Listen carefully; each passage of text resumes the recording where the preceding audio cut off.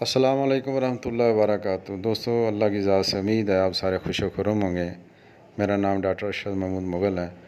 आज की वीडियो दूसरी वीडियो से ज़रा हटकर है। कुछ हमारे भाई ऐसे भी होते हैं जो परिंदों के बारे में जानना चाहते हैं, उनकी मेडिसिन के बारे में जानना चाहते हैं, और जिन्होंने कबूतर रखे होते हैं वो अपने कबूतरों को पता नहीं क्या क्या कुश्ते खिलाते रहते हैं और उनको मगज़, बादाम और देसी घी पता नहीं क्या क्या खिलाते हैं कि हमारा कबूतर जो है ये जब उड़े तो इसको ना सांस चढ़े ना ये थके।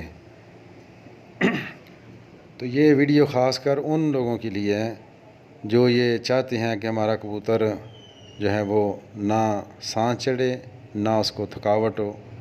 सांस तो आखिर चढ़ ही जाता है, लेकिन उस तरह सांस ना चढ़े जिस तरह आम जो है दूसरे कबूतरों को सांस चढ़ता है और थक जाते हैं। तो ये मेडिसिन मैं अभी आपको बता रहा हूँ। ये आप कबूतर को सुबह शाम एक एक कतरा, एक आधी चम्मच पानी के अंदर एक कतरा सुबह, एक कतरा शाम को, सुबह शाम उनको पिलाएं, फिर उनको उड़ाएं, फिर आप देखें।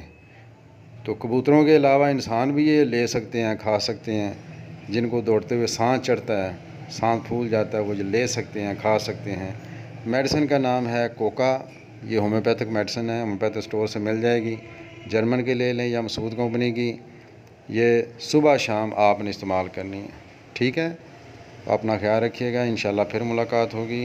अस्सलामु अलैकुम वरहमतुल्लाहि वबरकातुहू।